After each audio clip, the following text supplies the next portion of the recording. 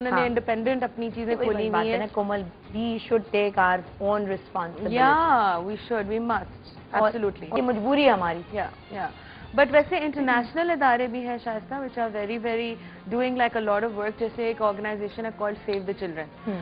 अब I don't know कि उसके कॉर्पोरेट स्पॉन्सर कौन है। आई मीन आई होप कि कोई ऐसा स्पॉन्सर ना हो। माइक्रोसॉफ्ट है, I know for sure, Nike है, जो पॉलिटिकल हो। बिकॉज मैं तो सिर्फ ये जानती हूँ कि उन्होंने जो काम किया है, they've gone all the way to the Swat Valley, they've gone to Pakhtun, you know. सिर्फ ये इंटरनेशनल नहीं, नेशनल बहुत सारी एनजीओज ऐसी हैं ना Yeah. जो काम कर रही हैं। इंसाफ बर्नी है, ईदी है, जो कहीं आपको किसी टेलीविजन चैनल पे डिप्रेशन की बातें करते हुए नजर नहीं आएंगे।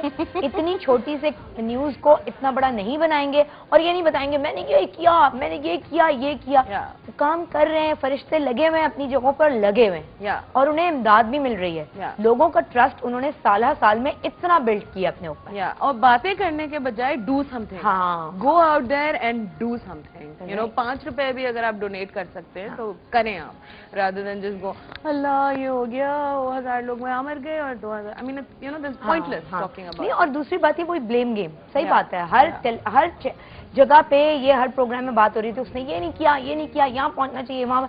अब आइडेंटिफाई कर सकता है मीडिया, उसके अलावा तो आप कुछ नहीं कर सकते ना। जब आपके कान पे कुछ असर नहीं हो रहा, आपको कुछ फिर दूसरी चीजें तरकीबें लड़ाना तो पड़ेंगी। बहुत खुश थे दानिश आपको अपनी टीम में पाकर। Hi Danish. Hi. How are you? Fine. So cute. Hello. Assalamualaikum. तारीफ है, वो टूट जाता है। ओ, इनको क्या हो गया? क्या हुआ शाहिद भाई? गुस्ताखी तो नहीं की? मुझे अफसोस हो रहा है। शाहिद भाई, अभी आप भी उम्मीद ना हारें, आपके पास भी बड़े अच्छे लोग। अच्छे हैं? हाँ।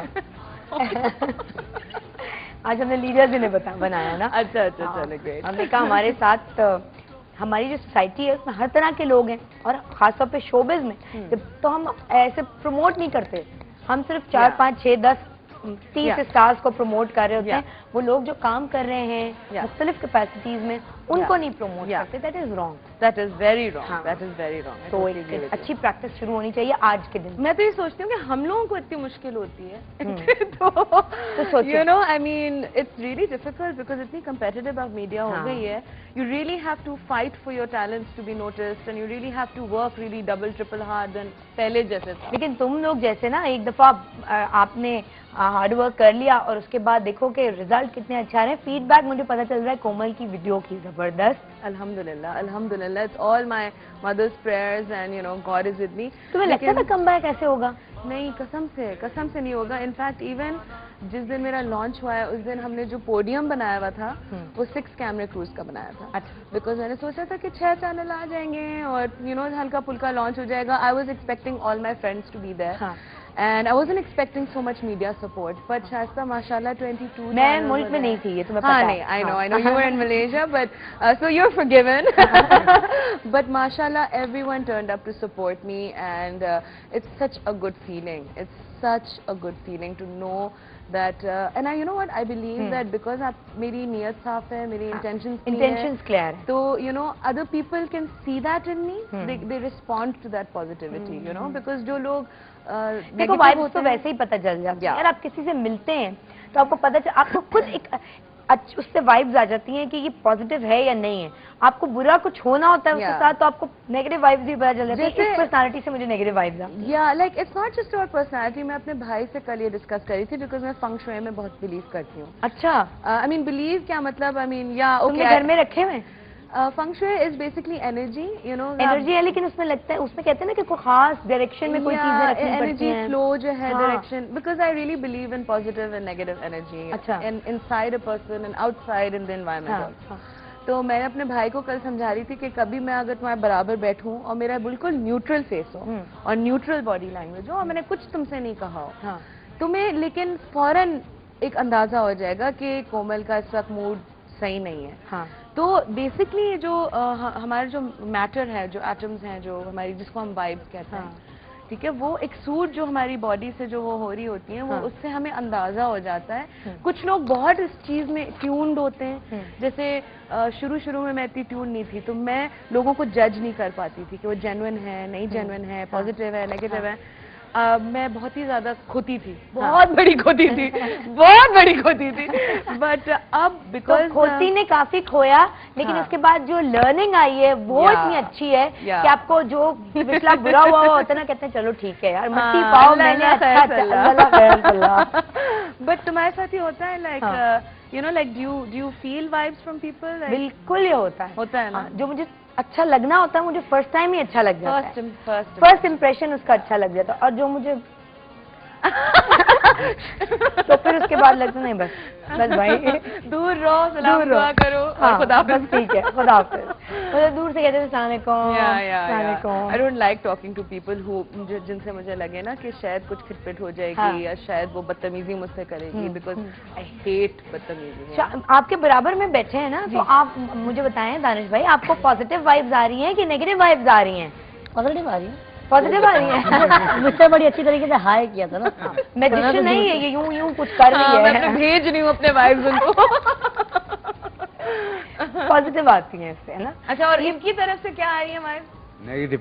ओह नहीं, इतनी खूबसूरती से आपका इंट्रोडक्शन कराया, इतनी खूबसूरत लड़की आपके बराबर बैठी हुई है, आपको तो चांस होना चाहिए। हाँ? अच्छा भाई मेरे ये बहन है और आप बराबर में बैठे बैठे टमाटर का। आई वांट टू नो कि हाउ इज इट कि तुम बहन हो और मैं नहीं हूँ, लाइक दिस नॉट फेयर। तो गेस्ट है ना, मैं तो बहन हूँ। अच्छा जी, अभी और भी हमारी जो टीम मेंबर्स हैं मुख्तलिफ टीम्स के, टीम ए और टीम बी के, तो वो भी आएंगे और हमें ज्वाइन करेंगे। लेकिन कोमल, बचपन में जब स्कूल 14 अगस्त स्कूल में, कॉलेजेस में, और आज भी बहुत सारे स्कूल्स में ये तकरीबात हो रही होंगी, बच्चों को जमा कर लिया जाता है और फिर अच्छा एक बड़ी सेलिब्रेशन होती है। तुम्हें कुछ याद है कि तुमने कोई ऐसा सॉन्ग कभी गाया हो बचपन में, अपने स्कूल में, कॉलेज में? जिसपे एक्चुअली शायद साहब मैं यहाँ बड़ी नहीं हुई थी। हाँ, हम लोग बड़े हुए थे लंदन, नाइजीरिया में, लेकिन मेरी अम्मी जो थी वो भी गाती हैं बहुत शौक से। कभी प्रोफेशनली नहीं गाया क्योंकि वो बहुत शर्मीली टाइप की हैं, बट उन्होंने वो थी पाकिस्तान, जो लोग नाइजीरिया में रहे उनको पवन के बारे में अभी भी पता होगा, प्रेसिडेंट रहे, तो हर साल मुझे खड़ा कर दिया जाता था, हम ताब आपस नहीं लाइक 2 चोटियां बनी हुई, या मैं कोई बलूची आउटफिट पहनी हुई हूँ, और मेरे शौक तो बहुत था, लिपस्टिक लगी हुई है, मनो लिपस्टिक लगी हुई है। And now when I look at those home videos, you know, जिसमें मेरी इतनी मोटी मोटी eyebrows हैं और मेरी रेड लिपस्टिक है, मैं सोचती थी अम्मी आप अगर आप इतना you know मुझे आप ये जुल्म आपको मुझे अपने ऊपर क्यों करने दिया? palm tree बनी हुई है। I hated that hairstyle, you know, जो Chinese hairstyle है बीच में palm tree। और अम्माओं को बड़ा शौक होता था बनाने का, यहाँ से और उसके बाद यहाँ बना दो। अच्छा, वो देख के भी तस्वीरें अजीब ही लगता है ना, कुछ अजीब। मेरा पर्पल गरारा और मैं यू नो नेशनल गाने गा रही हूँ। अम्मा ने ना, मेरी तो अम्मा ने एम्बेरसमेंट उनको अपनी तस्वीरें दिखा के भी होती है ना, और इतने बड़े बड़े अजीब किस्म के बेल बॉटम्स पहने हुए और चश्मे लगा के वो छुपा देती हैं, और हमारी इतनी बुरी बुरी तस्वीरें फिर भी घर में करके अपने बेड साइड पे लगाई। और मुझे, और अब जाहिर है अब अगली रस्म से चीजें चेंज हो जाती है, तो मुझे इतनी एम्बेरसमेंट होती है जब कभी जाओ और मैं अम्मा से कहती हूँ, सब मेहमान कहते हैं हाय हाय पहले ये ऐसी थी, शर्मिंदगी होती है। Because you see I used to, मैं बहुत स्विमिंग में का मुझे बहुत शौक था, हॉर्स राइडिंग, स्विमिंग, ये सब बाहर आउटडोर एक्टिविटीज, तो मेरा लिटरली कलर था, इनकी सलवार कमीज का कलर था मेरा। अच्छा, मैं इतनी काली थी, और फिर प्लस मैं वो 13-14 साल की उम्र की जो एक फेज होता है, एकदम से बाल निकल आने लगते हैं हर जगह से, और मेरे इतने लंबे बाल थे और मुझे पर्म का शौक था। मैंने इतने लंबे बाल 14 साल की उम्र में लड़के पर्म करा लिए, तो मेरे यूं और उसमें मेरी तस्वीरें, यू नो, मैं बहुत अपने आप को मडोना समझ के यूं खींचे हुए, and now when I look at those pictures I am like, oh my God अम्मी आपने मुझे थप्पड़ क्यों नहीं लगाए। अच्छा सुनो, मैं तुम्हें तुम्हारे स्कूल के डेज और वही वाला डे याद कराती हूँ जब अम्मा खड़ा कर देती थी बलोची ड्रेस पहन के। तो अभी हम जिस भी ड्रेस में, हम जिस